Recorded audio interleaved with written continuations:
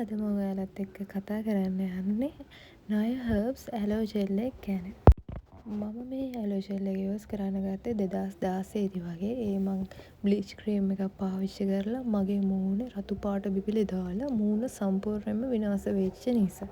මේකේ අඩංගු ද්‍රව්‍ය ගැන කියනවා නම් කුමාරිකා, carbopol, DMDM, hydantoin, propylene glycol, glycerin, sodium PCA, sodium hydroxide සහ සුවඳකාරක. මේ ජෙල් එක බ්ලීචින් නිසා ඇතිවන සියලුම ගැටලු එකපාරටම සුව කරලා දෙන්නේ නැහැ. මොකද බ්ලීච් ක්‍රීම් එක නෙමෙයි, මේක ස්වභාවික දෙයක්.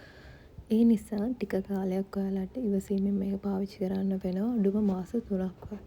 මේ ජෙල් එකේ ප්‍රධාන ඉන්ග්‍රීඩියන්ට් එකක් තමයි ඇලෝවේරා. ඇලෝවේරා සාමාන්‍යයෙන් සමට තෙතමනය ලබා දීමට පාවිච්චි කරන ශාක සාරයක්. ඒ වගේම මේකේ තියෙනවා ග්ලිසරින්. මොයිස්චරයිසින් ඉන්ග්‍රීඩියන්ට් එකක් තමයි ග්ලිසරින් කියන්නේ. සමතුල තෙතමනය රඳවා ගැනීමට උපකාර වෙනවා. මේකේ ටෙක්ස්චර් එකත් ගොඩාක් සැහැල්ලු. ඒ කියන්නේ හරිම සොෆ්ට්. ඉක්මනට ඇබ්සෝබ් වෙනවා. ඔයාලට පේනවා ඇති. ගාපු ගමන් මේක හොඳට උරා ගන්නවා හමට.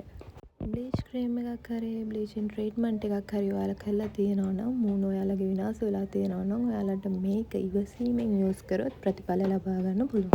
ඔයාලට මේක බ්ලීච් ආසාදන වලට විතරක්ම නෙමෙයි, සාමාන්‍ය මොයිස්චරයිසර් ක්‍රීම් එකක් විදියටත් මේක යූස් කරන්න පුළුවන්. මොකද මේක ඇලෝවේරා ජෙල් එකක් නිසා. ඉතින් යාළුවනේ අදට රිවිව් එක ඉවරයි. ගිහින් එන්න.